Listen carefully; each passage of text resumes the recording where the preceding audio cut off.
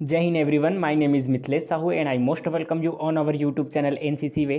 Friends, आज के class में मैं आप लोगों को बताऊंगा, अगर आप एक स्टूडेंट है और अगर आप लोग एनसीसी लेना चाहते हो तो एनसीसी लेने जब जाओगे तो फिजिकल के पहले या फिजिकल के बाद आपका एक टेस्ट लिया जाता है जिसको बोला जाता है रिटन टेस्ट। तो उस रिटन टेस्ट में किस प्रकार के क्वेश्चन आपसे पूछा जाता है, इसी चीज़ पे हम लोग डिस्कशन करेंगे। तो क्लास को पूरा देखना, वीडियो कहीं भी स्किप मत करना। और एक छोटा सा रिक्वेस्ट है, अगर आप लोग एनसीसी वे चैनल पे पहली बार आए हैं तो चैनल को सब्सक्राइब कर लेना, बेल आइकन को दबाना मत भूलना।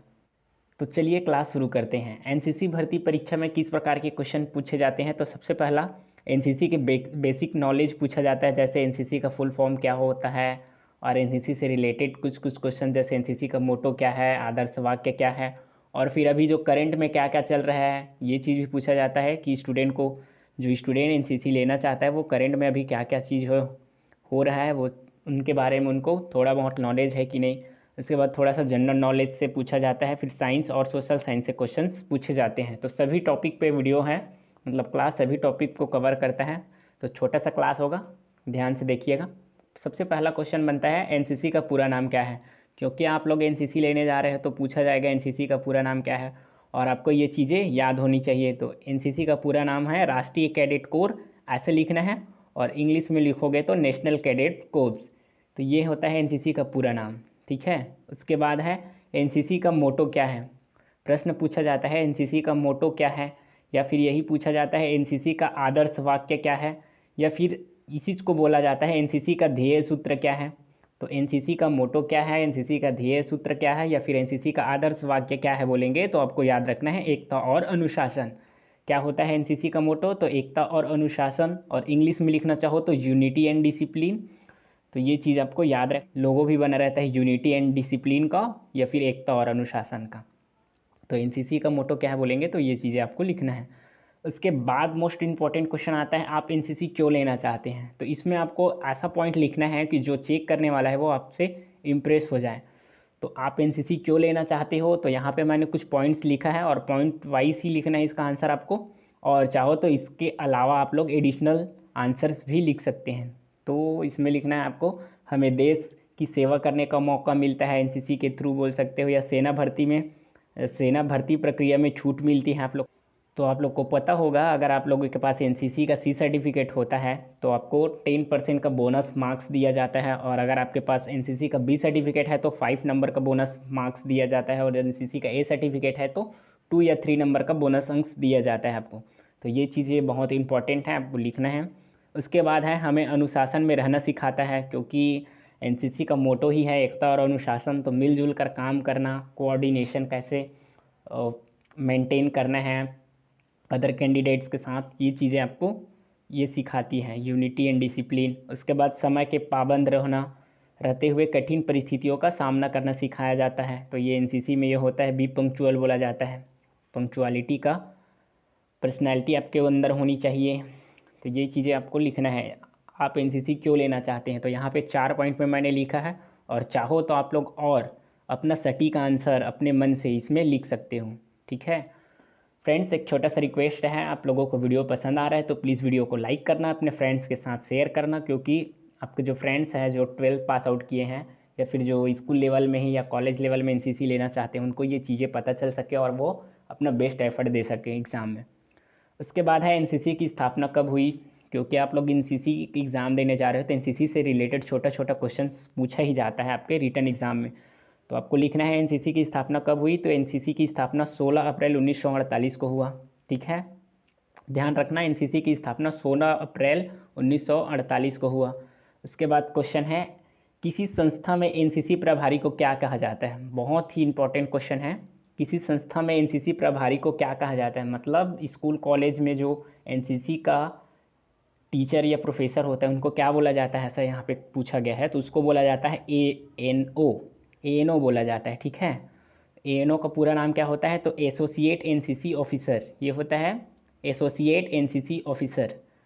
इसी संस्था में एनसीसी प्रभारी को क्या कहा जाता है बोलेंगे तो एएनओ बोलना है, ठीक है, एएनओ। तो फिर इसका पूरा नाम होता है एसोसिएट एनसीसी ऑफिसर। आप चाहो तो सिर्फ ये लिख सकते हो एसोसिएट एनसीसी ऑफिसर, या फिर ये भी लिख सकते हो, ये भी लिखोगे तो और चेक करने वाला आपको गलत नहीं करेगा। इसमें भी फुल मार्क्स दिया जाएगा, क्योंकि ANO शॉर्टकट बोलते हैं और पूरा नाम होता है एसोसिएट NCC ऑफिसर। उसके बाद है NCC के हेड कौन होते हैं। NCC के हेड कौन होते हैं, तो DG, डायरेक्टरेट जनरल, ठीक है। उसके बाद NCC में शामिल हुए छात्र छात्रा को क्या कहा जाता है। वेरी वेरी इंटरेस्टिंग क्वेश्चन है।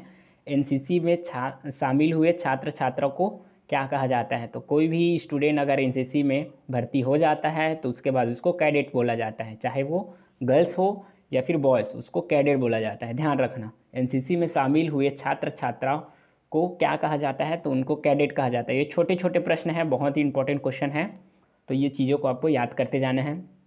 इसके बाद है NCC का मुख्यालय कहाँ स्थित है। देखो NCC का मुख्यालय कहाँ स्थित है, ये चीज़ भी आपको याद रखना है। तो NCC का मुख्यालय नई दिल्ली में स्थित है, ये याद रखना है। उसके बाद NCC गान के रचयिता कौन हैं। जैसे अगर आप लोग अदर एग्ज़ाम्स दिलाने जाते हो तो राष्ट्रगान राष्ट्रगीत के रचयिता पूछता है, और क्योंकि आप लोग NCC लेने जा रहे हो तो ये इंपॉर्टेंट हो जाता है कि NCC गान के रचयिता कौन है। तो सुदर्शन फ़कीर हैं, और NCC गान क्या है, तो हम सब भारतीय हैं, उसका बोल है, ठीक है। NCC गान के रचयिता कौन है, तो सुदर्शन फ़कीर। और NCC गान क्या है बोलेंगे तो हम सब भारतीय हैं, ये ऐसा लिखा जाता है हेडिंग में, ठीक। फ्रेंड्स, वीडियो पसंद आ रहे तो प्लीज़ लाइक करना, अपने फ्रेंड्स के साथ शेयर करना, और चैनल पे पहली बार आए तो चैनल को सब्सक्राइब कर लेना। चैनल का नाम है NCC वे, जहां आपको NCC से रिलेटेड सारा इन्फॉर्मेशन, NCC स्पेशल एंट्री से रिलेटेड सारा इन्फॉर्मेशन, और जो गवर्नमेंट जॉब्स होते हैं उनका भी नोटिफिकेशन, फॉर्म भरने का तरीका, ये चीज़ों को मैं इस चैनल के माध्यम से बताता हूँ आपको। तो प्लीज़ एक छोटा सा रिक्वेस्ट है आपसे, चैनल पर पहली बार आए होंगे तो चैनल सब्सक्राइब कर लेना, बेल आइकन को दबाना मत भूलना। इसके बाद है आर्मी का सबसे छोटा रैंक क्या होता है। प्रश्न पूछा जाता है आर्मी का सबसे छोटा रैंक कौन होता है या फिर क्या होता है। तो आर्मी का सबसे छोटा रैंक सिपाही होता है। ध्यान रखना, आर्मी का सबसे छोटा रैंक क्या होता है, सिपाही होता है। इसके बाद है भारतीय गणतंत्र दिवस कब मनाया जाता है। बहुत छोटा छोटा क्वेश्चन है लेकिन इंपॉर्टेंट क्वेश्चन है, क्योंकि बहुत से स्टूडेंट को ये चीज़ें याद नहीं होती हैं।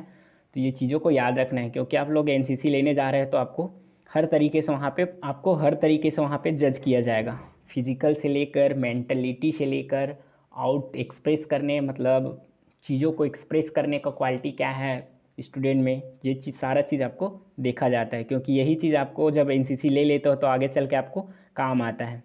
तो इसीलिए ये चीज़ें आपको याद रखना ज़रूरी है। भारतीय गणतंत्र दिवस कब मनाया जाता है, तो 26 जनवरी को मनाया जाता है, ध्यान रखना।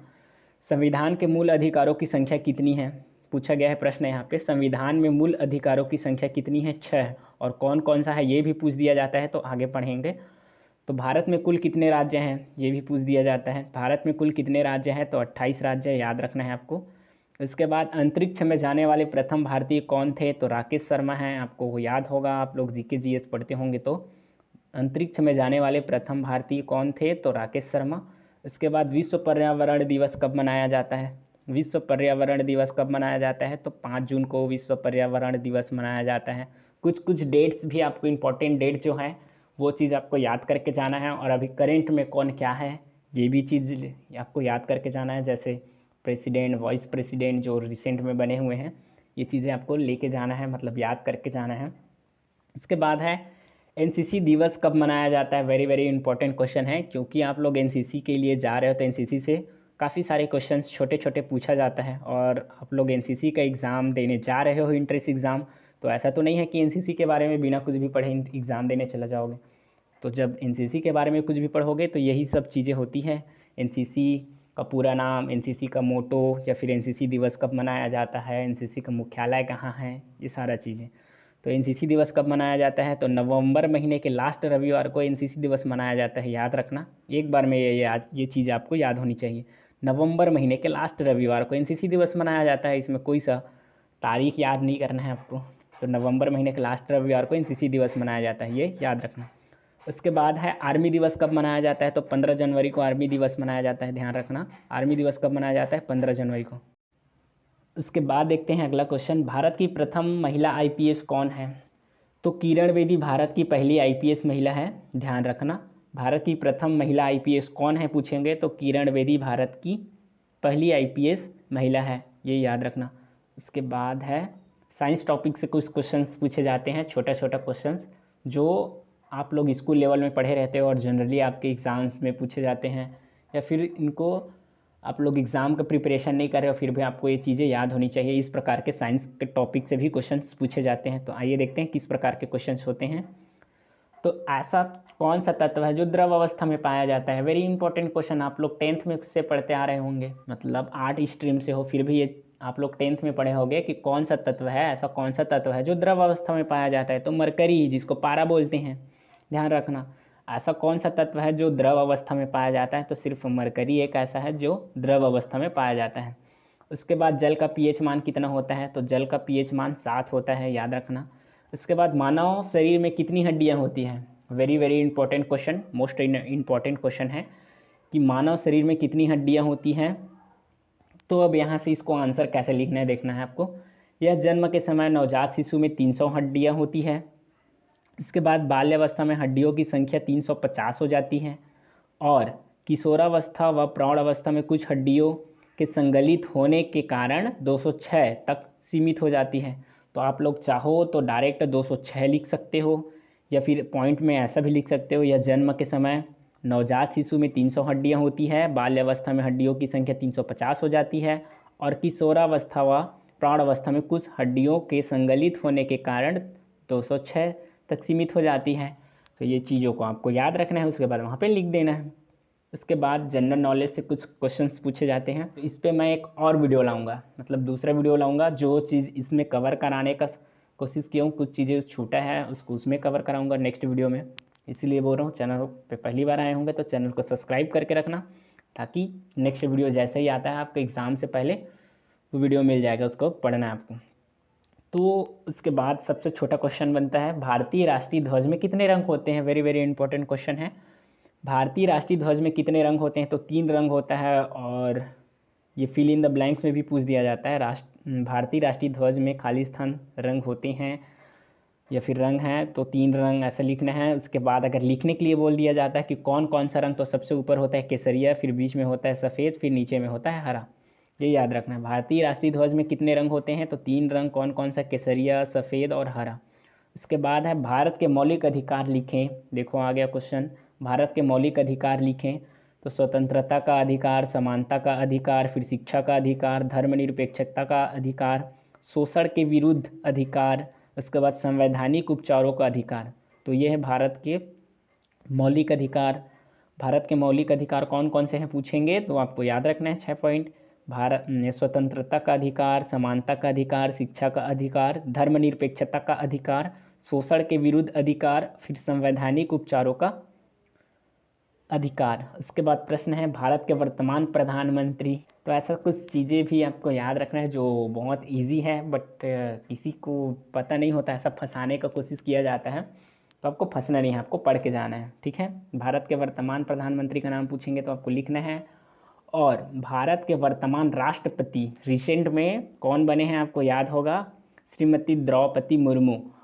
और ये क्योंकि बहुत ज़्यादा हाईलाइटेड है, रिसेंट में बने हैं, इसके बारे में कुछ चीज़ें और पूछा जा सकता है। तो आपको क्या करना है, गूगल से सर्च करना है या फिर थोड़ा सा इसके बारे में पढ़ के जाना है, ठीक है। कितने नंबर के राष्ट्रपति हैं, कहाँ से बिलोंग करते हैं, ऐसा कुछ पूछेगा तो आपको याद रखना है। तो भारत के वर्तमान राष्ट्रपति कौन है, तो श्रीमती द्रौपदी मुर्मू लिखना है। उसके बाद उपराष्ट्रपति कौन है बोलेंगे तो श्री जगदीप धनखड़, यही है, याद रखना।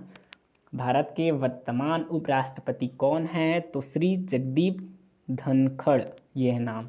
उसके बाद भारत के वर्तमान रक्षा मंत्री कौन है, श्री राजनाथ सिंह। और एक चीज़ ध्यान रखना, मैं जब ये वीडियो शूट कर रहा हूँ तो जो वीडियो शूट कर रहा हूँ ये करेंट का डाटा मैं बता रहा हूँ। हो सके वीडियो को आप लोग कुछ दिन बाद देखें, कुछ सालों बाद देखें, तो जो डेटा है वो अपडेटेड मिलेगा। तो इस बात को ध्यान रखना, ठीक है। उसके बाद होता है आज का क्लास कंप्लीट।